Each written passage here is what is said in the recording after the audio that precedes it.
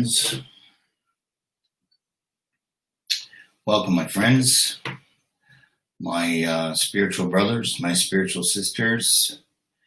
If you would kindly send me a text to let me know that I am live.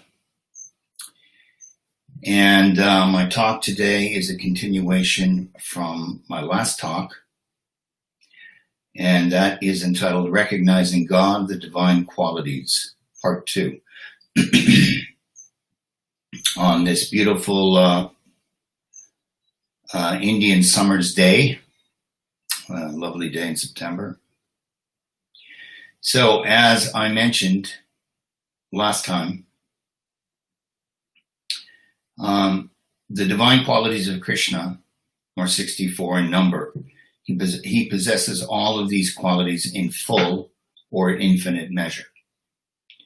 We, as conditioned souls, jivas, are limited in our capacity. So we can also manifest or possess the first 50 of these qualities in finite measure, not infinite measure like Krishna can. So how do we become godly or divine in nature? How do we raise our consciousness? How do we raise our vibration? How do we expand our spirituality? By developing these qualities. So we left off at 21 in the last presentation. Excuse me. So we'll begin with 22. These we find in the Nectar of Devotion, which is a synthesis of Rupa Goswami's book, Bhakti Rasamrita Sindhu.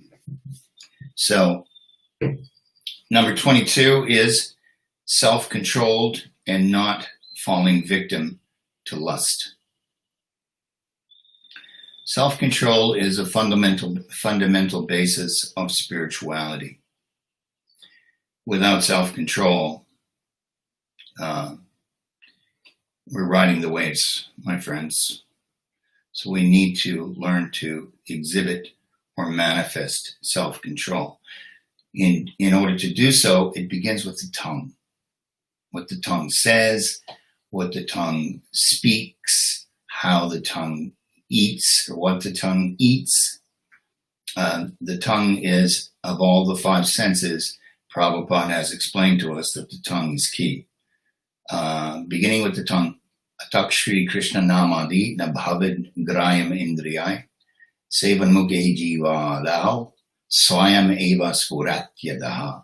Jiva Dao, beginning with the tongue. What we see here in nowadays in social media, people are saying all kinds of nasty and vitriolic things to each other. If you don't agree with somebody, that's fine. You don't have to agree. You can state that you don't agree, or you can state your opinion.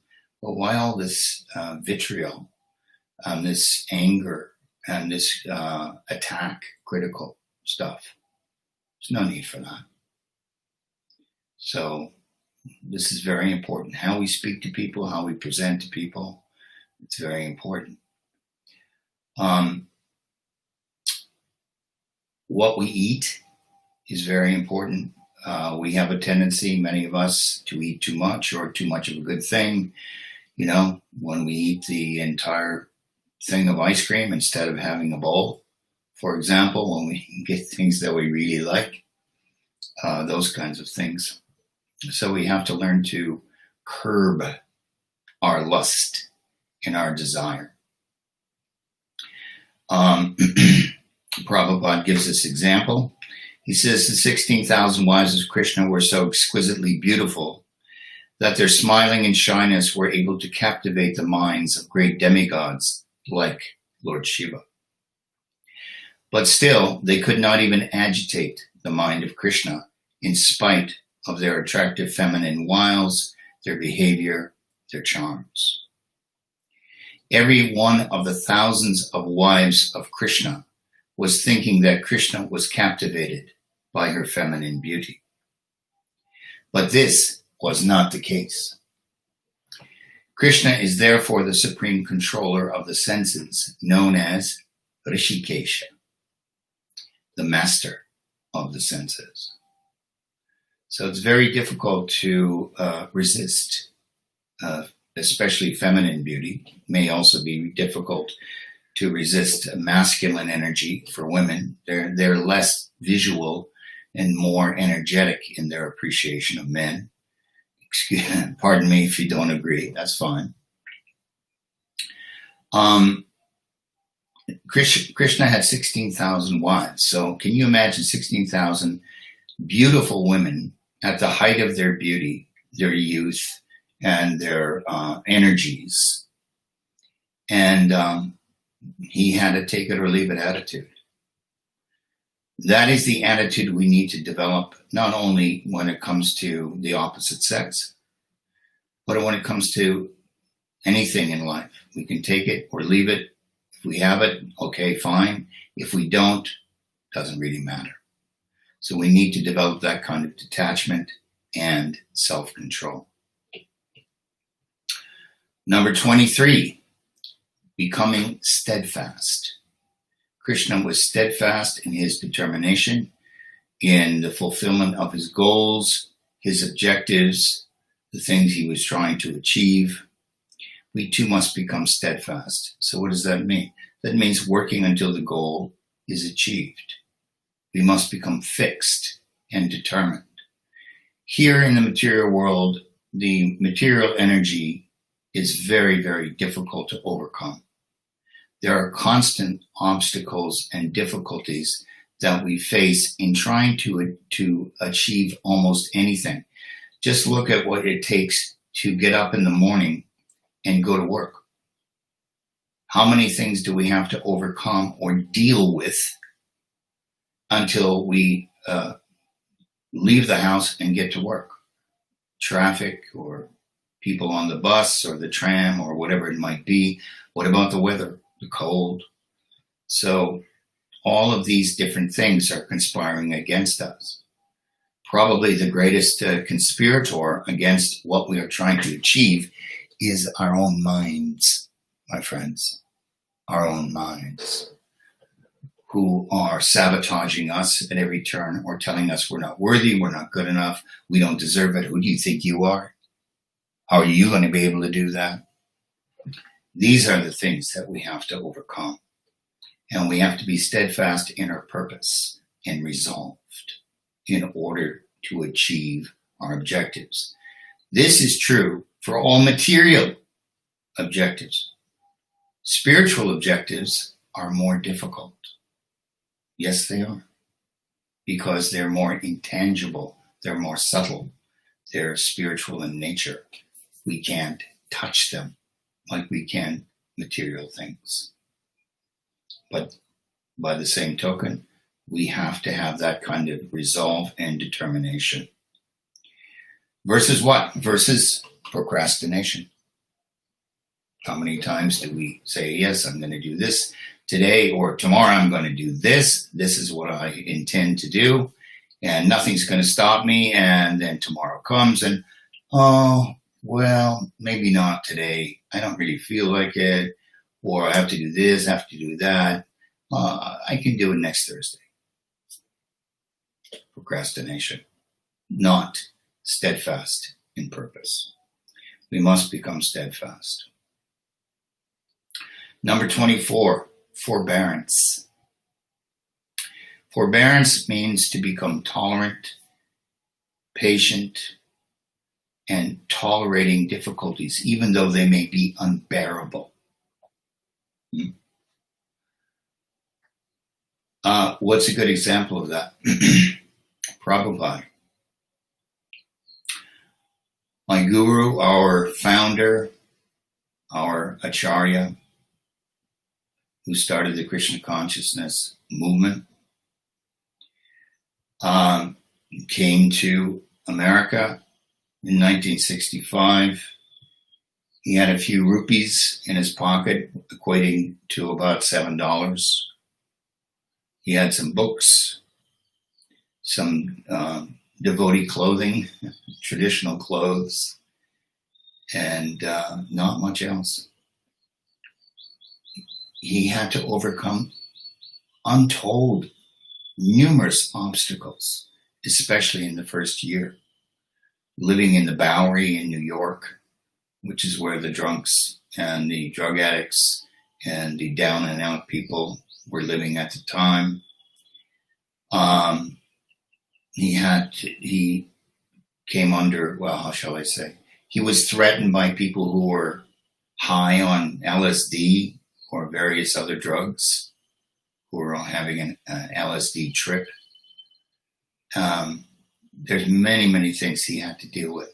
He's in a foreign country. It's a foreign culture. He knows nothing about it. He's never been there. You know, he's in his late 60s.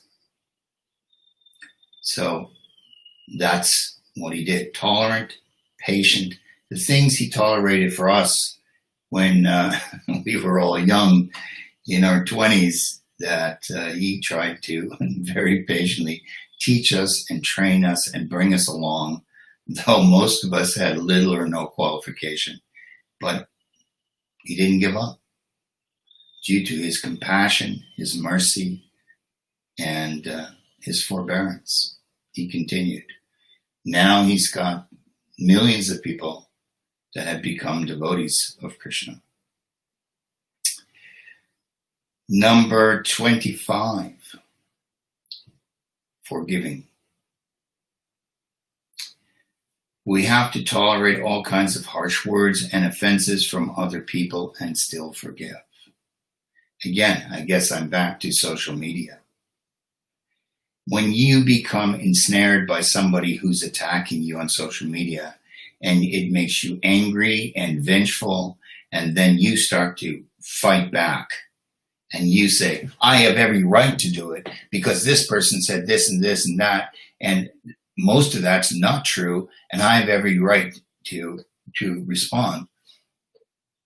You have a right to respond, but you need to control your anger and your vengeance.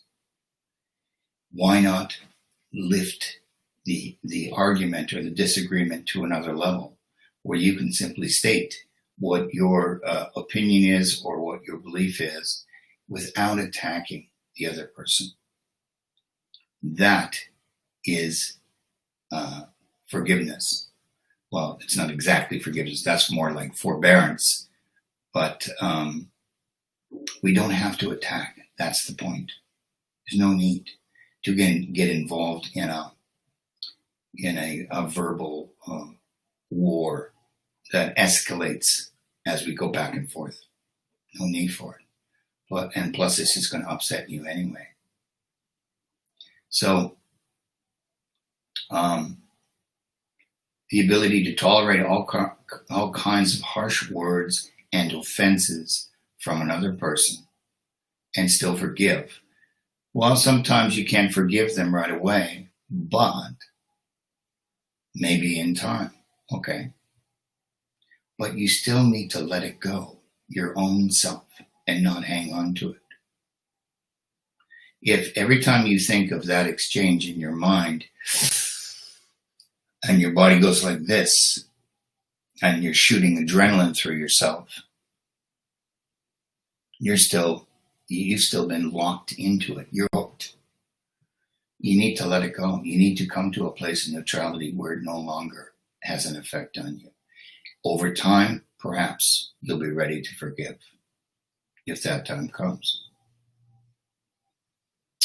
So, when Prabhupada brought his first Western devotees to India, I think was 1971, if I recall correctly. His godbrothers, no one had the success that Prabhupada did in getting people interested in Krishna, in Bhagavad Gita, in Srimad Bhagavatam, and in a serious practice of spirituality among his godbrothers like he did. And they saw themselves as more senior to him. But he came with a very humble attitude, and he said, well, I have these Western disciples now. Will you come and help me with them? And we will put together an organization and attract more people. No, they weren't interested. They weren't interested. But over time, Prabhupada brought them along, some of them not till after he passed on. But he was forgiving of their superior attitudes, their negative attitudes. Here's an example with Krishna. At the Rajasuya sacrifice of Dharmaraj is Yudhishthira, Shishupal, who was one of the big personalities that attended that yajna sacrifice, began to call Krishna ill names.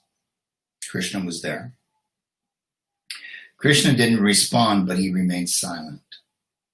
Some of the people present were so angered by what Shishupal was saying to Krishna that they were prepared to kill him for his gross offenses. But Krishna calmed everything, calmed everybody, and prevented them. And he forgave Shishupal. It's actually stated in Srimad Bhagavatam that he forgave Shishupal offenses 100 times. That's a lot. If you forgave somebody who attacked you verbally or otherwise, how many times would you be able to forgive before you lost your temper or took some action? I doubt that you'd be able to do it 100 times. Anyway, here's a really, really nice quote on forgiveness.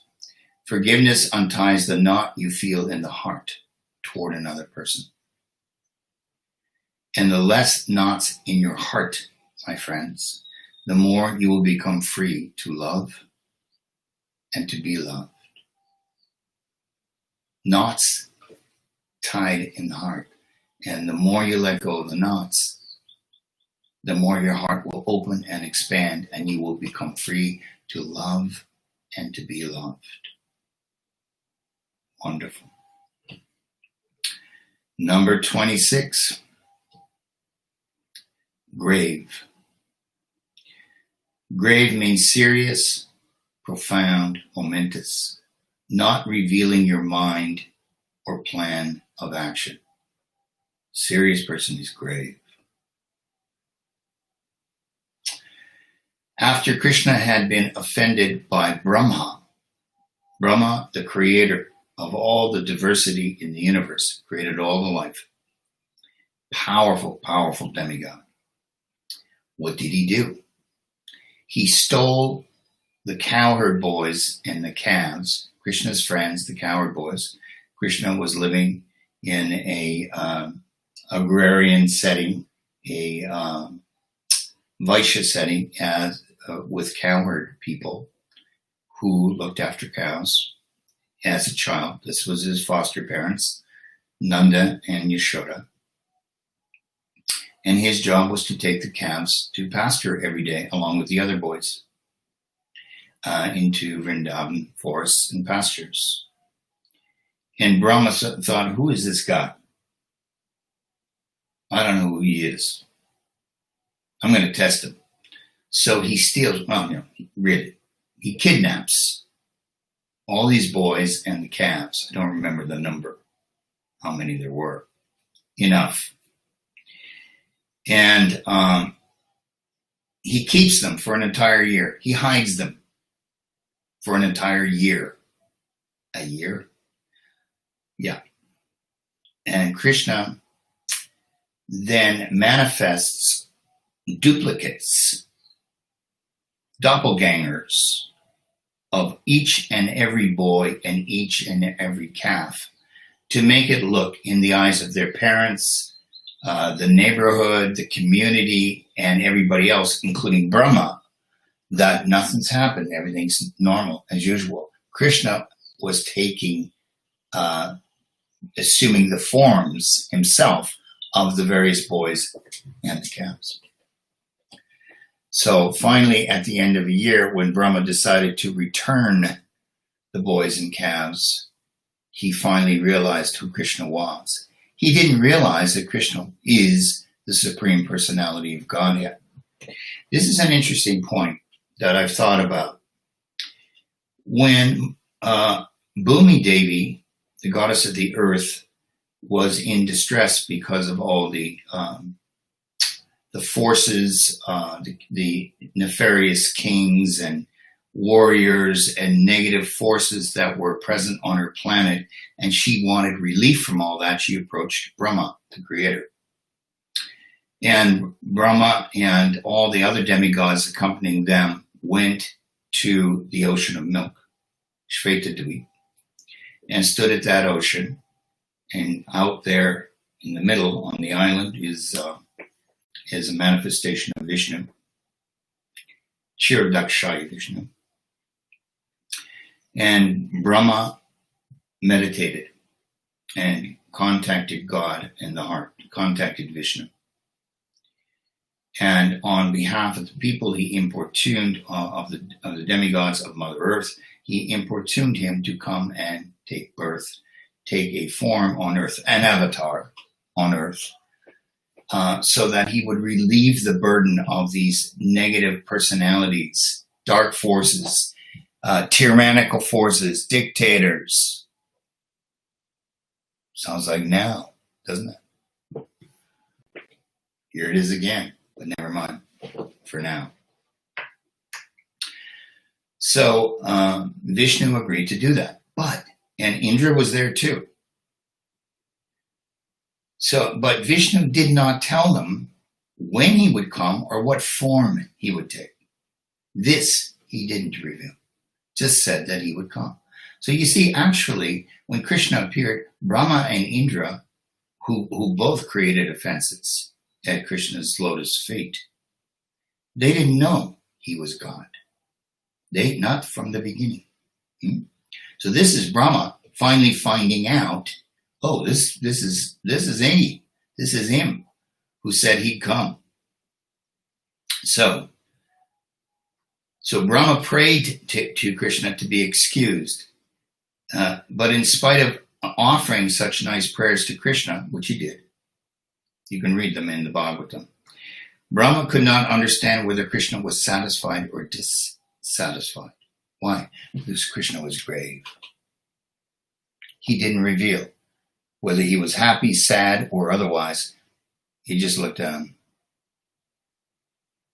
That's it.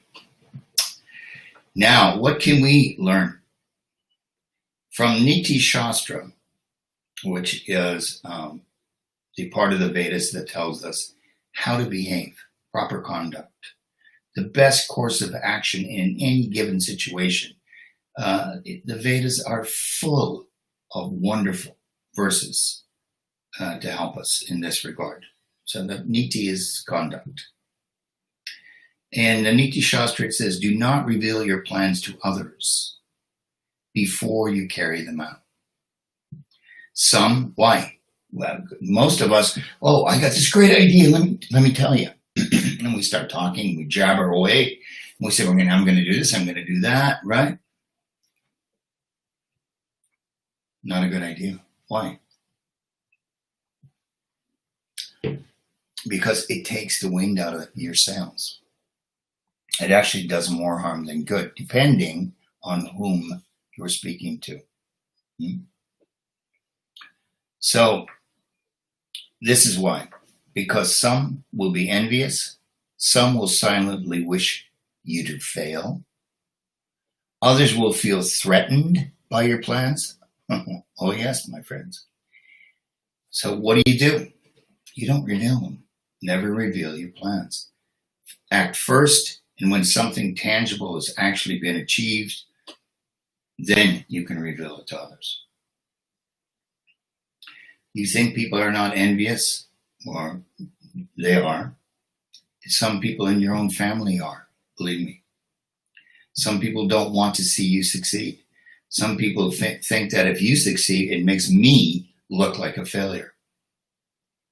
Or if you're making a big change and shift in your life and you're changing direction, how does that make me look if I'm still stuck in the same old pattern? See? It can be very challenging for people. Do not reveal your plans. Be grave until they manifest. Number 27. Self-satisfied. Atmarama, we say in Sanskrit. Atmarama. Self-satisfied. Atma is self, and Rama means satisfaction in self. For example, there's no need for external praise or credit. The ego wants to be fed, my friends. The ego is ready to devour almost anything. The ego is voracious, my friends. So are we going to continue or endeavor to feed this voracious ego, which, by the way, is never satisfied, in case you hadn't noticed? Or are we going to opt for the opposite, satisfaction in self? Self, capital S. The true self, the real self, the Atma, the soul, the eternal self, not the temporal ego that you've managed to manifest in this lifetime, having been through many other lifetimes. And this is your new ego. How do you like it so far? So an ego has voracious appetite, my friends, and it wants to feed. So it wants recognition. It wants credit. It wants to be thought of as valuable or sometimes superior. Did you notice me? Did you see what I did? Mine was better than his. That's all ego. So we want to retreat from the need to feed the ego, and we want to settle comfortably and peacefully in self. Satisfaction in the self can only come when you are connected to the source, which is God, which is Krishna. You can't do it by yourself. Supposing we take a tree and there's a branch on the tree who thinks he's going to go it alone because he thinks he's better than all the other branches. And his fruits and flowers are way better than all the other branches. So I think I'm going to go it alone because I've got all these guys beat anyway. So get somebody to hack him off. Now he's lying on the ground next to the tree. And what happens to him? Slowly but surely, he dwindles and he dies off. Why? Because he's no longer connected to source. He's not connected to spirit. You know, it says so many things in the Vedas about don't do this with an atheist. Don't have an atheist in charge in your country as a government official or in your company. I know there's many nice atheistic people out there. I've met many of them, believe me. But an atheist is operating out of ego, detached from source, because there's no belief. There's no deeper belief. And so therefore, when something happens, it's very easy for them to get disconnected and to float in space, so to speak. So that's the idea behind it. So here's an example that Prabhupada gives. When Krishna, Arjuna, and Bhima went to challenge Jarasandha, the formidable king of Magadha, Krishna let Bhima fight Jarasandha while revealing his weakness to Bhima. Because Jarasandha and Bhima were fighting for the longest time, hand-to-hand combat. And Bhima, who was a very powerful, his father is Vayu, the wind god. He's a very powerful warrior. He could not get the best of Jarasandha. So Krishna called him aside when they took a breather. Fight's still going on. They're just taking a break, in between rounds, so to speak. And he says, he whispers to Bhima Jarasandha's weakness. There's a weakness that he possesses. And then he goes back, the fight begins again, and Bhima uses that information, and he actually divides Jarasandha in two. He pulls him apart all the way down lengthwise to the middle of his body. That was his weakness. So he had to step on one part and pull the other. That's what happened. So, did Krishna take credit for any of that? No. All the credit went to Bhima. So from this we can understand that Krishna does not seek fame and recognition. Although in reality, since Krishna is the Supreme Personality of Godhead, he's the most famous person in all the worlds, not just this world, in all the worlds, all the material worlds, all the spiritual worlds.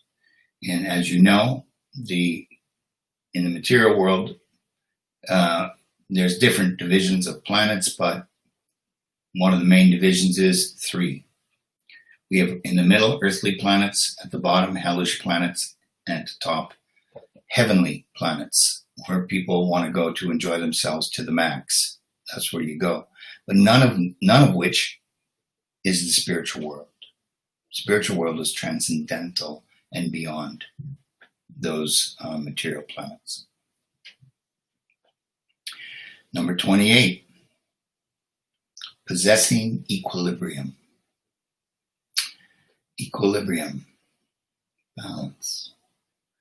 Equilibrium, this is our ears. Our ears, within our ears is this, what do you call that thing? I can't remember now, those cameras that have that on there.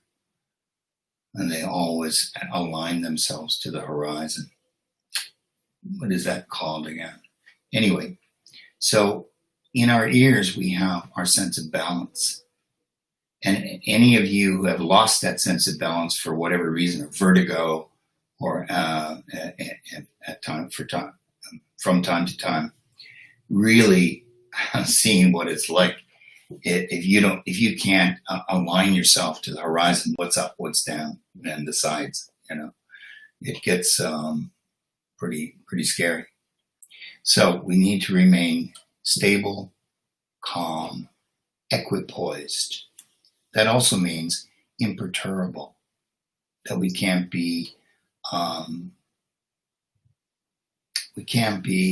disturbed. We can't be perturbed. I'll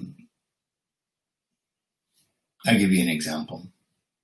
If you're walking down the street at night in a big city, you might come upon a person who's drunk, not unusual. And that person may be ranting and raving and shouting, and that person, of course you don't even know this person, they start to shout at you and call you names. The worst thing you could do is start to engage with them and call them names back. How dare you call me? We know that won't go anywhere, especially with a person who's drunk, who's in the mode of ignorance, tamas. All you do, the best thing is you ignore him. You don't look at him. You don't say anything to him. You just pretend he's not even there. When the light turns green, off you go. That's it. And otherwise, it would escalate. If you engage with this guy, it'll escalate. This will disturb your equipoised state. And another meaning for it is impartial. Impartial. Impartial means that doesn't bother me. That doesn't affect me. People's opinions, and nowadays, It's such a black and white conflicted world. Especially we see this in the US. I mean, I spent 30 years in the US, more than 30 years in the US. And it's just become so polarized. Left wing, right wing, Republicans, Democrats. Just why? The vast majority of the people are in the middle. Those are the ones you never hear from. You just hear these loud people on either side of the polarization, pointing fingers and yelling at each other. No. So here's an example. Krishna was so impartial that if an enemy showed him also displayed an enemy of his while he was here, also displayed some worthy qualities, Krishna would not just write him off or judge him as being a bad guy and unworthy. He'd actually reward him in some way for his good qualities. He won't get blinded by the negatives. That's impartiality. But if one of his sons exhibited bad conduct, Krishna would chastise him. So in other words, he could see the good in something, but he would also chastise his son if his behavior or his conduct was out of line.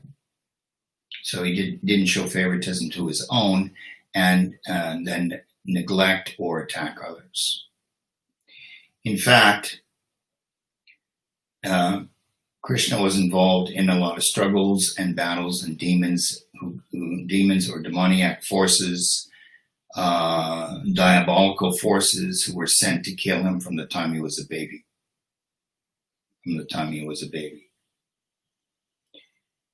And so he ended up killing off a lot of personalities through his life when he was under attack.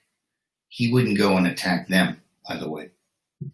This is when he was under attack or when he was protecting somebody, working on somebody else's behalf, fighting, or whatever he was doing, negotiating on someone else's behalf.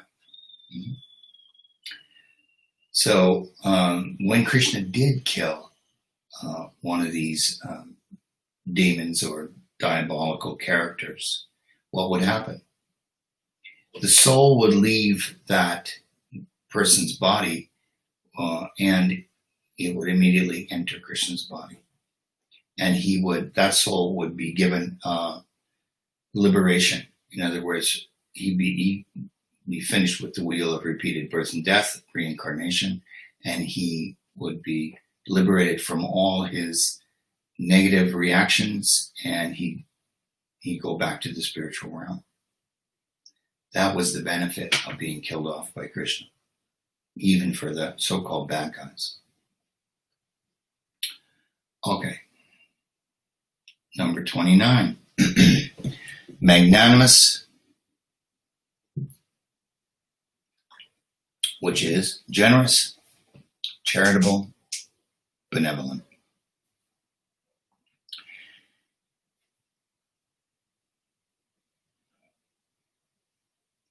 Magnanimous, magna means great or big. We need to become our great self, our large self, our true self,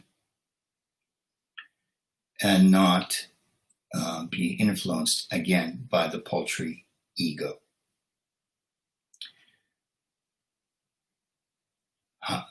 Being generous, charitable, benevolent doesn't only mean to give things to people. It can mean that.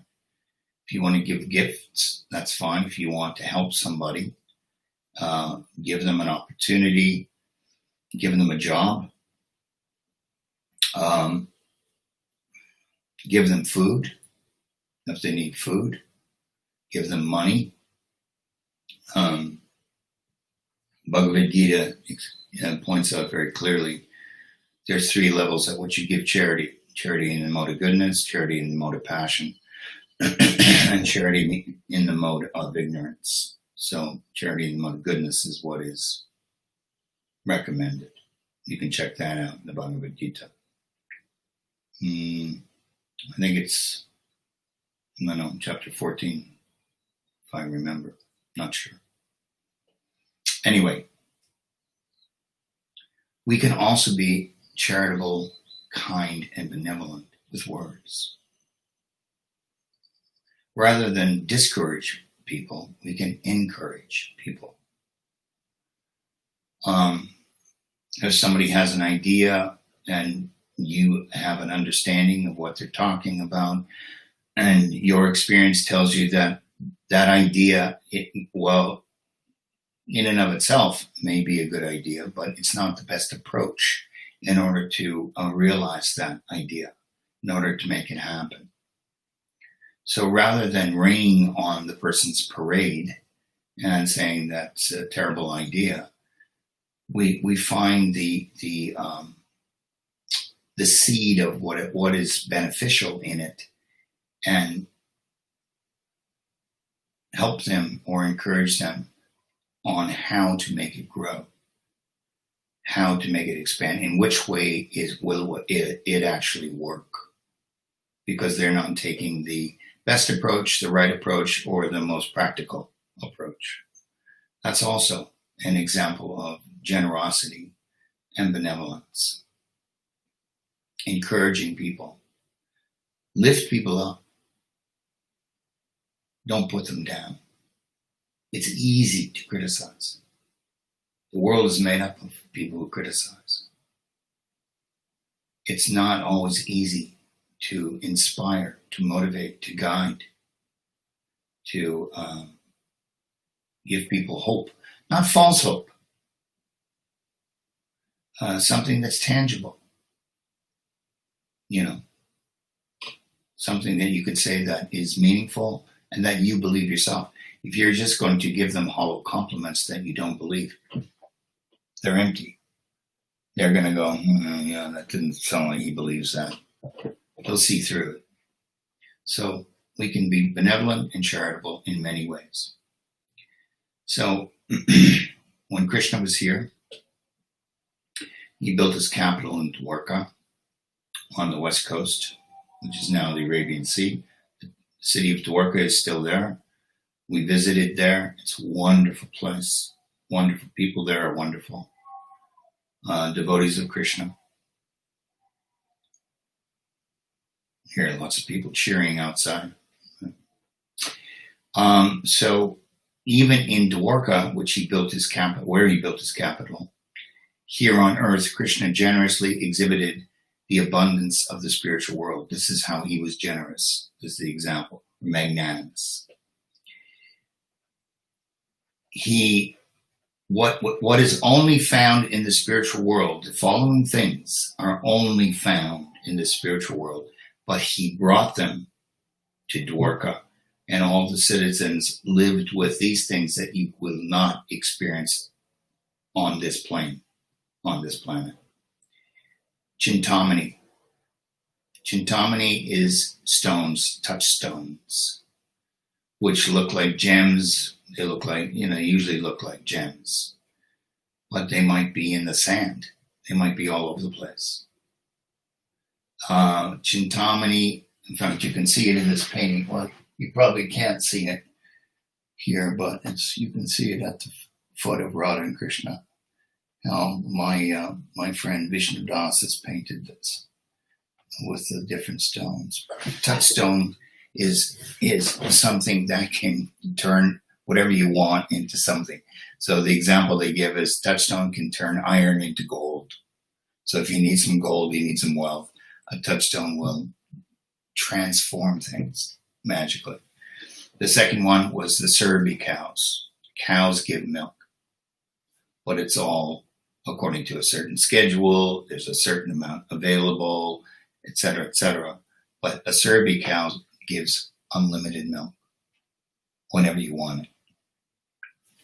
And then the Kalpa Vriksha. Vriksha means tree. Kalpa means wish-fulfilling tree. So a Kalpa Vriksha tree would give any fruit you want. Anything you want, it would give you. Or any kinds of flowers, for example. So it would deliver whatever it is you want or need, or some of the beautiful flowers and beautiful aromas that you want to smell. The Kopavisha had it readily available for you. Can you imagine what it would be like to live in that kind of circumstance? That's the spiritual world. Okay, number 30. Virtuous. Virtuous means what? Virtue. Someone who follows Dharma. Dharma, we've talked about it so many times. Dharma means duty, obligation. It means virtue. It means doing the right thing for the right reason. Dharma means truth, honesty, integrity. That's Dharma. Dharma means religion. Religion that follows a path of virtue. Dharma means spirituality. I often tell my clients, well, when it's appropriate, I say, how spiritual are you? Some of them are religious. Some of them are spiritual. Many of them are not either. So what I tell them is that religion is a relationship with dogma, and spirituality is a relationship with God or spirit. I can't always say God. It doesn't always resonate. Why? Why does the term God have such a negative connotation? I'll tell you why. Because the Christians, the Muslims, and other people have given the name God, the concept of God, such a bad rap. That's why. And people are tired of it. So that brand or that presentation of God, they want nothing to do with it. Can't blame them. So even you're trying to explain about Krishna, the Supreme Personality of Godhead, that's a bit of a leap because they've been so put off for so long by, for hundreds of years, frankly, So I say, religion is a relationship with dogma, and spirituality is a relationship with God or spirit. Religion is exclusive, and spirituality is inclusive. Exclusive in religion means what we believe is the right thing, and we're all going to heaven, which means you're going to hell because you don't believe what we believe. That's a relationship with dogma. And usually very little realization or very little philosophical basis is underneath all that. Spirituality is inclusive. It accepts everybody. It doesn't exclude anybody. True spirituality. I've met people, I've traveled all over the place, traveled for 30 years around the world, and I've met spiritual people all kinds of places, of every stripe and every background. They exist. Okay, so following Dharma. Dharma also means your purpose, meaning in every life. We're here for a purpose. There's a meaning. We have the Dharma that we need to follow for this life to fulfill yourself as an individual. Your Dharma is your fundamental nature, to act in harmony with your nature, your God-given gifts. When you do that, you will be satisfied and fulfilled as an individual in this lifetime, and you will make a contribution to the world around you, which is the win-win situation. Good for you, good for the rest of us. Ideal. Prabhupada gives the example. The Dharma of sugar is sweetness. How do you separate sugar and sweetness? It's impossible. Can't be done.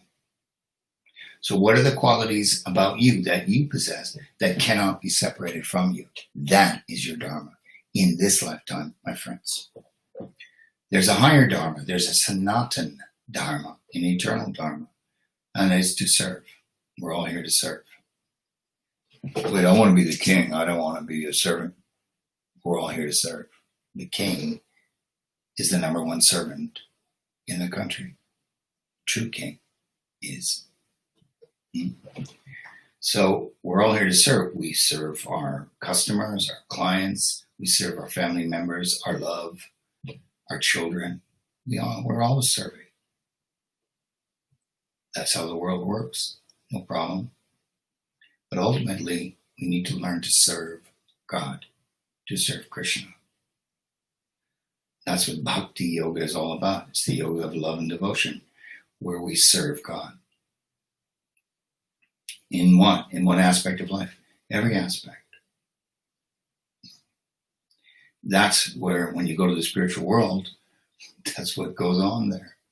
So if you don't learn how to do it here, how will you go to the spiritual world? That's your price of admission. That's your ticket. Right there. Number 31. Heroic. Krishna is heroic. Brave, daring, bold, audacious, and chivalrous. Krishna, by the way, I didn't even mention Krishna in the Dharma and in the virtue, but Krishna always did the virtuous thing and always followed his true nature. So back to heroic. Krishna is heroic. Heroism for us is to defend others and to stand up against tyranny and dictatorship. That is heroism. Sometimes, we're protecting our families. We don't really think of that as heroism per se, but you may get an opportunity in your life to step in and do something heroic, whereby you are putting yourself at risk or in harm's way. You're self-sacrificing. Sometimes somebody goes into a shop, a thief, and he steals and he runs out of the shop, or maybe he hurts somebody or some such thing, and passers-by will chase after him and tackle him and get him down and hold him down, and that's heroic. Many things that the police do, putting themselves in harm's way, are heroic. The rescue people who rescue other people in distress put themselves in harm's way to do so. Military forces can also act in that manner. There's many ways that people, just regular people, behave in a heroic manner.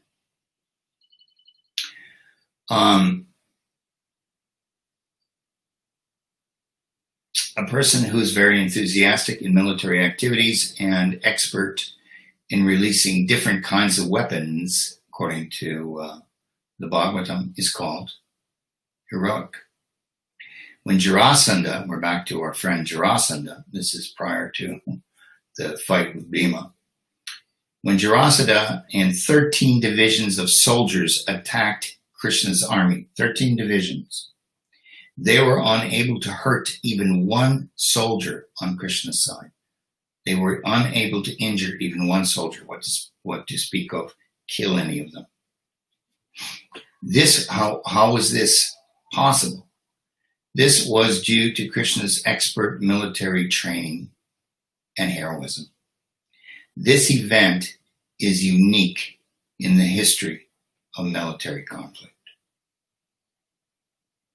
There's no history of that military conflict that no one on the opposing side got hurt or injured, unless, of course, they agreed on the truce. But in that case, there was no battle.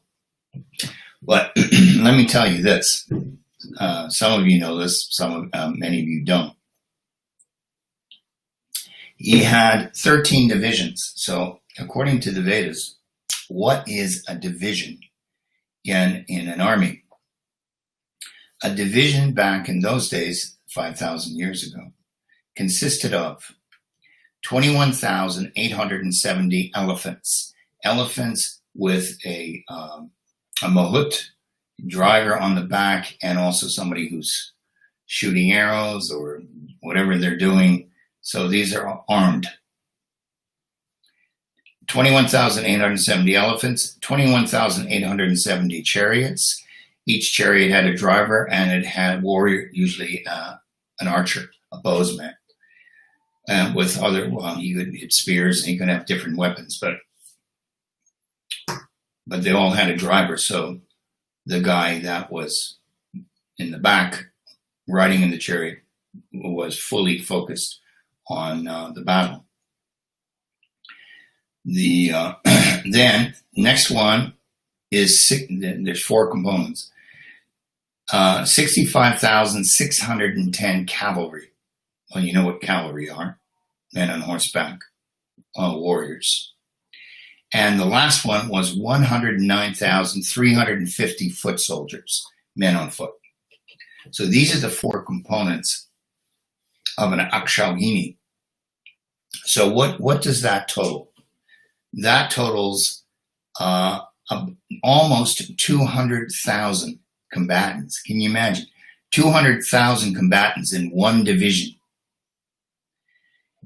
Times 13 divisions. Now, so Jarasandha was coming at Krishna with 2,600,000 combatants. And no one was able to inflict any harm on Krishna's army. That must mean Krishna's the Supreme Personality of Godhead, because who else could manage that? Okay, I see I'm almost out of time. I didn't get very far yet. Let's look at number 32. Compassionate. Krishna is the most compassionate. How compassionate are you? Krishna's compassion was exhibited when grandfather Bhishma was lying on the bed of arrows at the end of the Kurukshetra battle. He had been pierced by, I don't know how many arrows, it's like untold numbers that had gone into his body and through. So his whole body was covered in arrows, so that he was lying with the points of the arrows, and the arrows were coming at him from the front.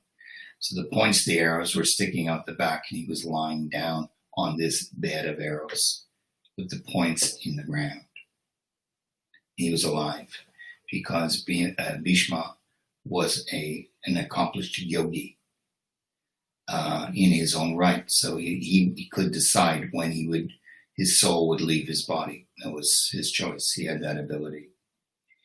So when he was lying on the bed of arrows, which had been shot through his body, while lying in this position, Bhishma was very anxious before he died to see Krishna. Now, Krishna was driving Arjuna's chariot. And they fought against each other. Arjuna and Bhishma, who was his grandfather, they fought against each other. Krishna was only driving the chariot and said that all he would do was to drive Arjuna's chariot. He would not fight in the battle. That's what he said. So before he died, Bhishma knew that Krishna is the Supreme Personality of Godhead. He knew that. So he was very anxious to see Krishna, and thus Krishna came there to see him. Upon seeing the pitiable condition of Bhishma, Krishna began speaking with tears in his eyes. Bhishma was a wonderful warrior, awesome warrior, probably the most capable on the battlefield. And he was an old guy at this point. That's why they call him grandfather. He was the oldest and most respected person on that battlefield among all the others. So Krishna began to cry, seeing him in this condition. Not only was Krishna shedding tears, but he also forgot himself in his compassion. Because Krishna is the Supreme Personality of Godhead, it is very difficult for us to approach him directly. We can't just summon God. Please appear here. I want to see you. Please appear now. Thank you very much. Doesn't work, does it? Not for most of us, the vast majority, no. So devotees, Prabhupada says, devotees should approach and bow down to Radha. Here's Krishna here, and there's Radha, his consort, his counterpart. Devotees should approach Radha and do the pranams. Radha is the embodiment of Krishna's compassionate nature. So if you want Krishna to be compassionate to you and to bless you with his mercy and his kindness and his love, then you approach Radha. When you go to Vrindavan, if you say to the locals in Vrindavan, it's so nice to be here in the town of Krishna, and they'll say, what? This is not Krishna's town, this is Radha's town. Radhe. This is Radha runs things here. It's lovely, really, because Radha is that essence, a pure essence of love of God and compassion. So that is how we approach Krishna. That is how we open our hearts. That is how we heal our wounds and our sadness and our sorrows, by approaching Radha and asking for divine grace. Hare Krishna. I hope this has been of value to you. I thank you for your kind attention. I think one person's been watching me because I haven't seen another message, because it's too beautiful a day here. Thank you, and I'm going to see you next month. I don't remember the date right now, but may Krishna bless you all. Hare Krishna.